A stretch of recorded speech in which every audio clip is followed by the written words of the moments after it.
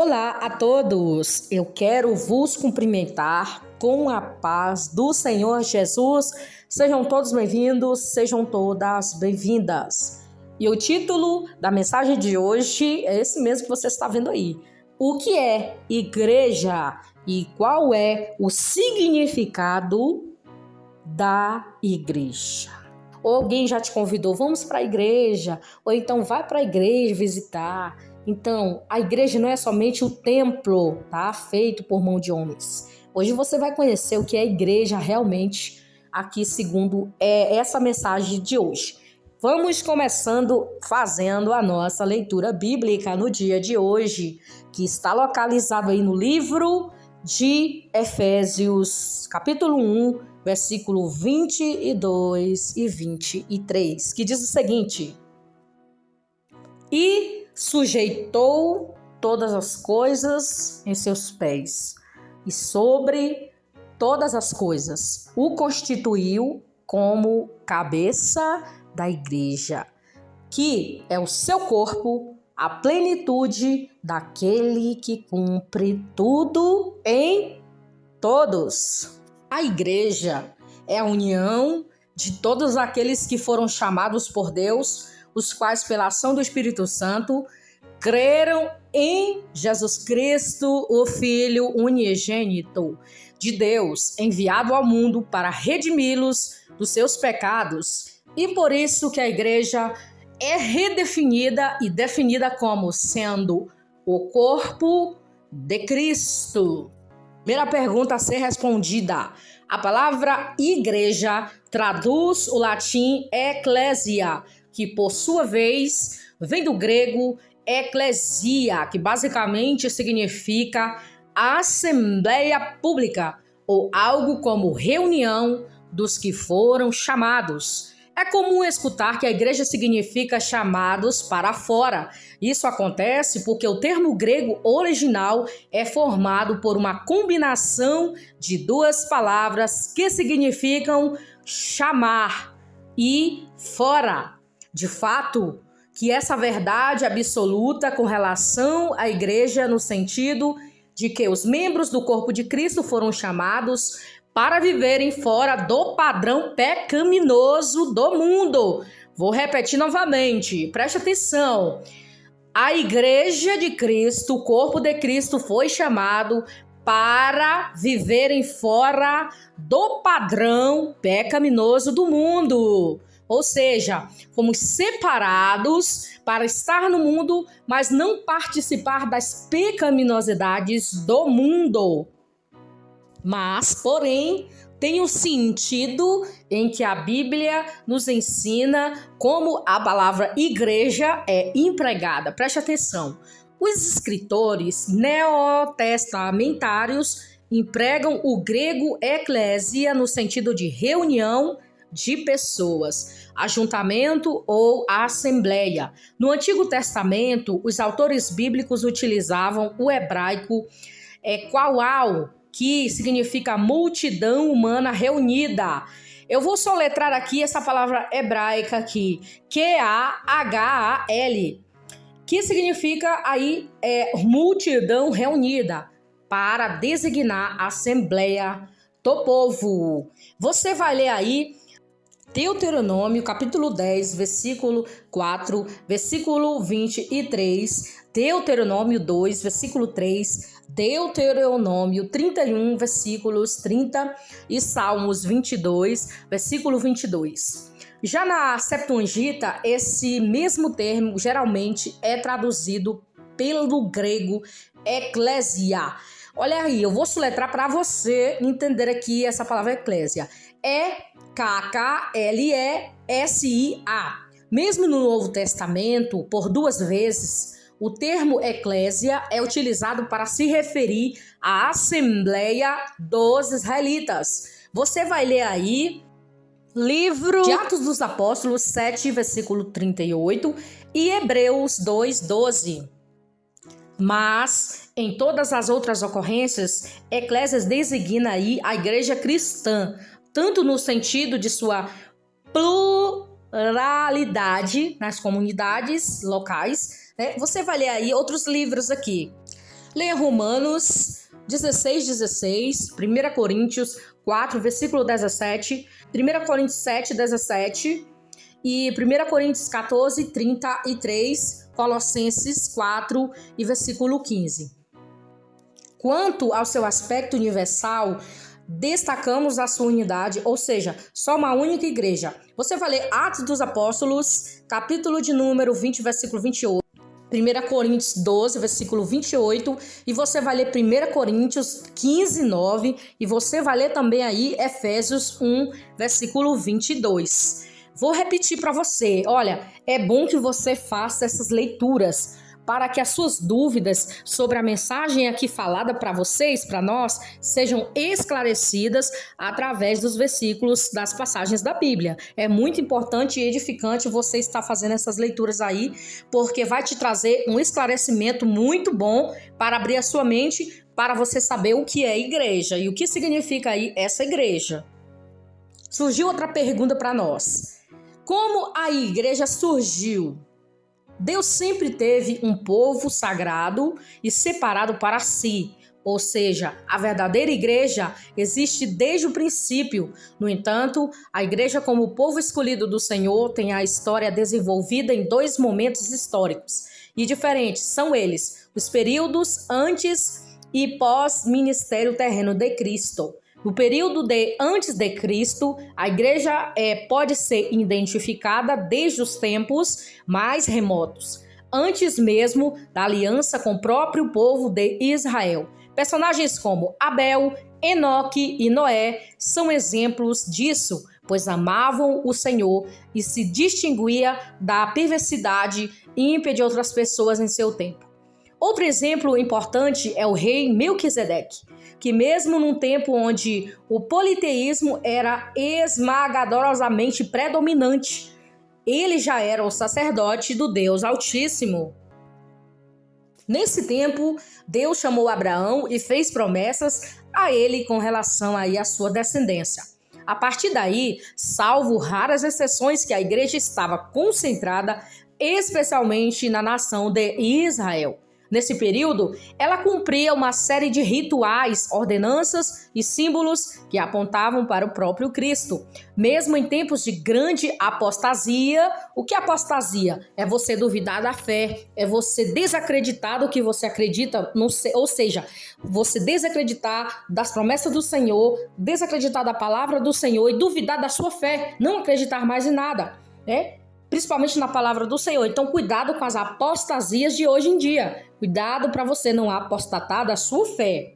Então, essa apostasia, Israel como nação, o verdadeiro Israel como igreja, estava preservado. Isso é o que vemos, por exemplo, nos dias do rei Acabe, quando, apesar de sua idolatria promovida pela ímpia rainha Jezabel, e haviam 7.000 que não dobraram seus joelhos perante Baal.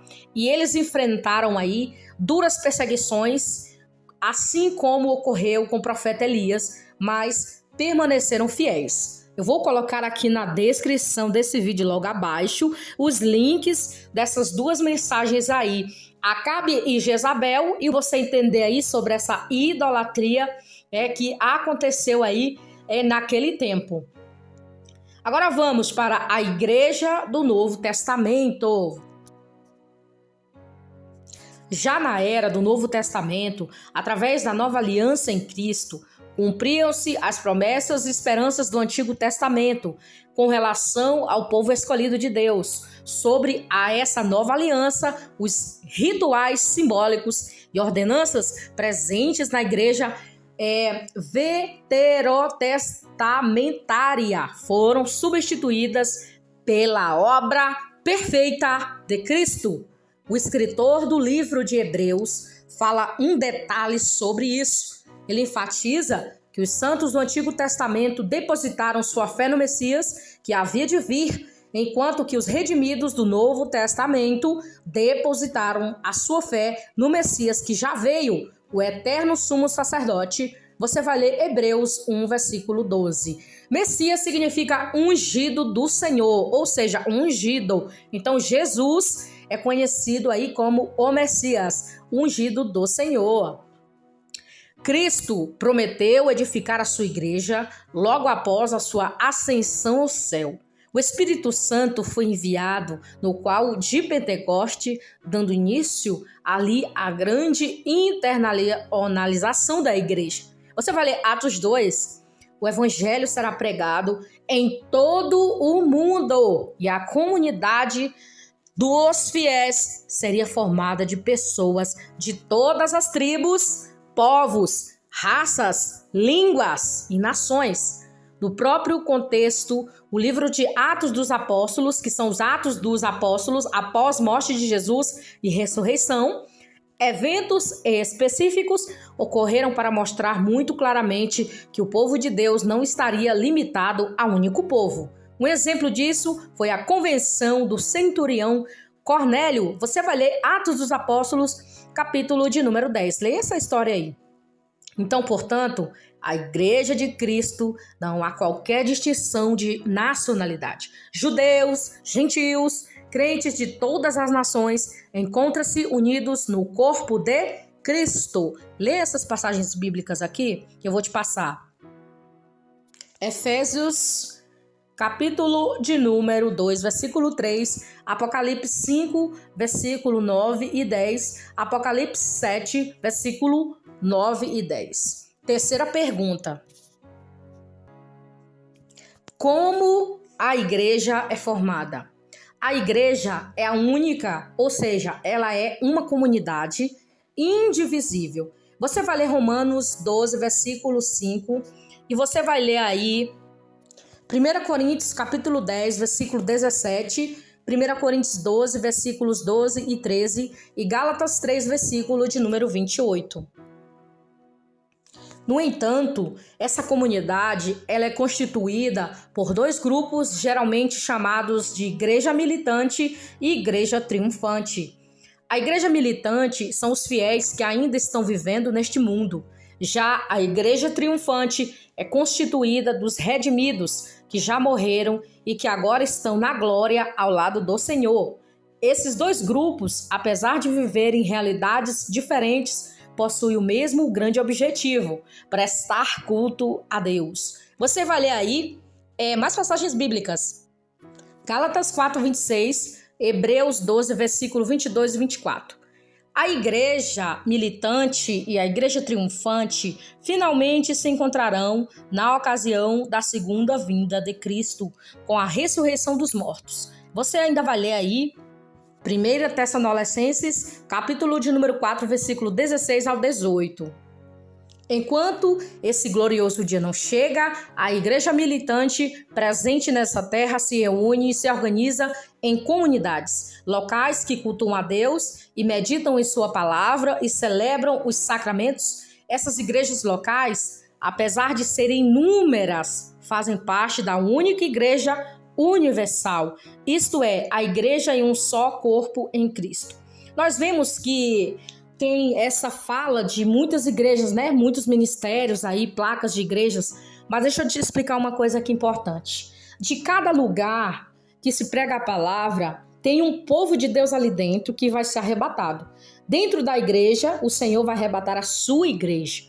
Em cada lugarzinho tem um povo que o Senhor vai arrebatar. Aqueles que estão obedecendo a sua palavra, aqueles que estão andando nos caminhos, aqueles que estão sendo luz neste mundo de trevas. Então, preste muita atenção. A igreja universal é a igreja de Cristo, mas em cada local onde tem uma igreja que prega o evangelho, sairá ali um povo para fazer parte do arrebatamento da igreja do Senhor, conhecida como noiva do Cordeiro. No Novo Testamento, destaca a vital importância de todos os cristãos estarem inseridos aí em uma comunidade local, pois a igreja é uma unidade onde seus membros são alimentados, disciplinados, edificados, cuidados por ministros, instruídos por Deus. Juntos, participam do ministério e testemunho do evangelho. Aí eu vejo muitas pessoas que não conhecem a palavra criticando os líderes religiosos. Eu não estou falando aqui de lobos em pele de cordeiro, estou falando de homens de Deus, mulheres de Deus que foram escolhidos para liderar tá? O povo. Quem escolhe é Deus, quem coloca é Deus. Nós não temos nada a ver com isso. Mas que todas as ovelhas têm que ter um líder, tem que ter um pastor, né? Tem que ter ali um líder espiritual para ser cuidado. Então esses homens de Deus são ministros escolhidos por Deus para cuidarem do povo de Deus.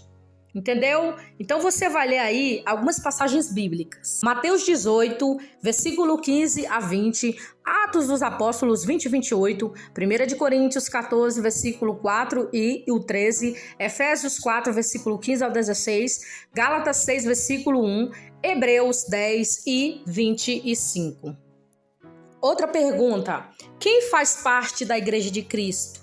Fazem parte da Igreja de Cristo todos aqueles que Deus chama através de sua palavra. A Bíblia diz que o Senhor acrescenta fiéis continuamente à igreja. Você vai ler Atos 2, versículo 47 e Atos 5, versículo 14.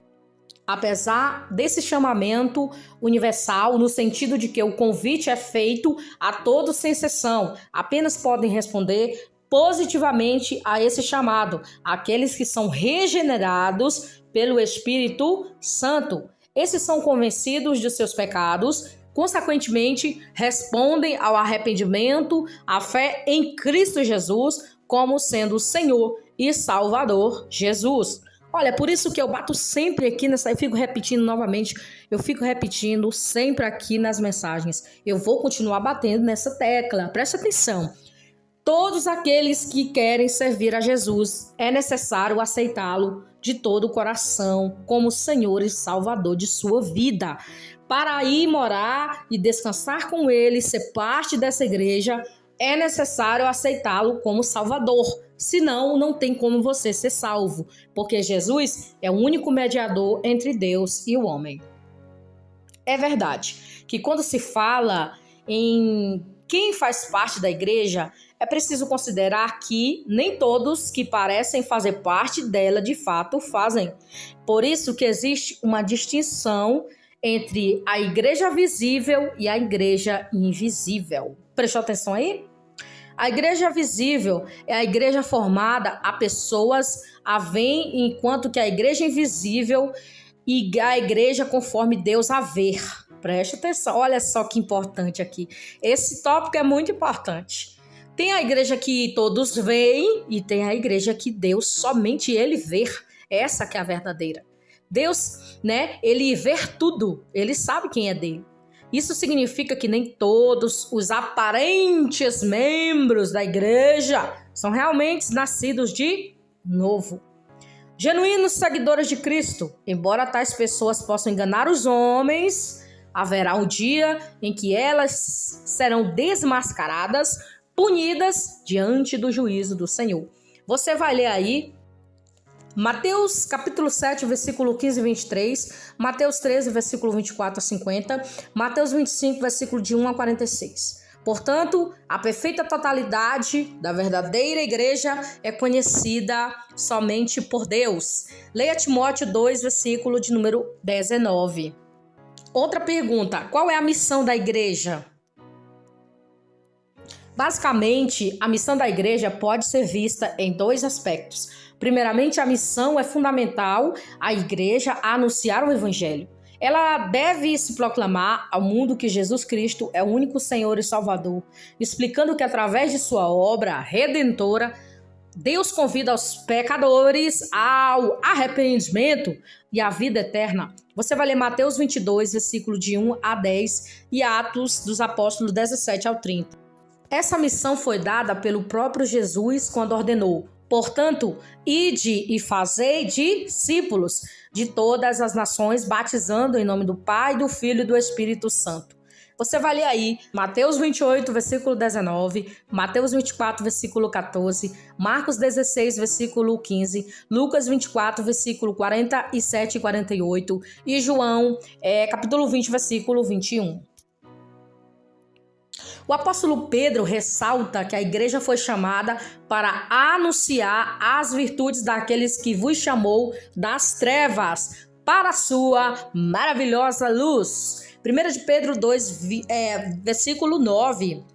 Consequentemente, a igreja também recebeu a tarefa de realizar obras de compaixão e misericórdia, cumprindo assim o mandamento de Deus para amar o próximo, como a igreja e a comunhão dos fiéis que foram feitos novas criaturas em Cristo, assim são imitadores, refletindo as suas vidas e as virtudes do fruto do Espírito Santo.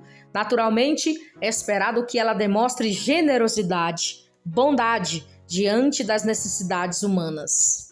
Você vai ler aí Mateus 25, versículo 34 ao 40, Lucas 10, versículo 25 ao 37 e Romanos 12, versículo 20 ao 21. Outra pergunta surgiu: o que é a igreja segundo a Bíblia? Nós temos aqui vários pontos básicos importantes. O que é a igreja? São 9 pontos aqui. Primeiro, a igreja é a família de Deus. João 10, versículo 16, Efésios 2, versículo 18 e Efésios 3, versículo 15, Efésios 4, versículo 6 e 1 de Pedro 5, versículo do 2 ao 4. Segundo ponto, a igreja é o templo do Espírito Santo. 1 Coríntios, capítulo 3, versículo 16. Terceiro ponto, a igreja é o Israel de Deus. Gálatas 6, versículo 16. É o quarto ponto. A igreja é a geração eleita, o sacerdócio real, a nação santa, povo exclusivo de Deus. 1 de Pedro 2, versículo 9. 1 de Pedro 5, versículo 13. Nós temos o quinto ponto. A igreja é o corpo de Cristo, a noiva do Cordeiro. Efésios 1, versículo 22 e 23. Efésios, capítulo 5, versículo 23 e 32. Apocalipse 19, versículo 7. Apocalipse 21, versículo 2 e 9 e ao 27. Sexto ponto. A igreja pertence a Deus, que foi comprada com o sangue de Cristo. Mateus 16, versículo 18, Atos 20, versículo 28, Efésios 3, versículo 21, Efésios 5, 25, 1 Timóteo 3, 15, Hebreus 9, versículo 12. Nós temos aqui também o sétimo ponto. A igreja gloriosa é irrepreensível, sem mácula, sem ruga, vestida de justiça pelos méritos de Cristo. Efésios 5, 27, Apocalipse 19, versículo 8. Então, temos aqui o oitavo ponto. A igreja revela a multiforme sabedoria de Deus. Efésios 3, versículo 10. E o último, 9 ponto. A igreja é perseguida pelos ímpios, mas guardada por Deus. Atos 8, versículo de 1 ao 3, 1 Tessalonicenses, capítulos 2, versículos 14 ao 15 e Apocalipse 3, 10. É importante você ficar aí alerta, que nem todos que realmente foram chamados, eles participarão como sendo noiva do Cordeiro, porque muitos são chamados, mas poucos são os escolhidos. Poucos querem se comprometer aí com essa palavra. Servir a Deus não é fácil. Temos que renunciar muitas coisas. Temos que renunciar várias coisas que já aparecem para nós. A igreja de Cristo, ela deve ser lavada e remida pelo sangue do Cordeiro, ter escrito o nome no livro da vida, ter nascido de novo, aceitado a Jesus como Salvador. Então não adianta você procurar ideias, você procurar caminhos que não vai te levar para a salvação. O único caminho, a única verdade, a única vida é Jesus. É Jesus, é Jesus e é Jesus. Não tem para onde você ir. É só Jesus o caminho, a verdade e a vida. Que Deus te abençoe. Um abraço e até os nossos próximos vídeos e mensagens para você.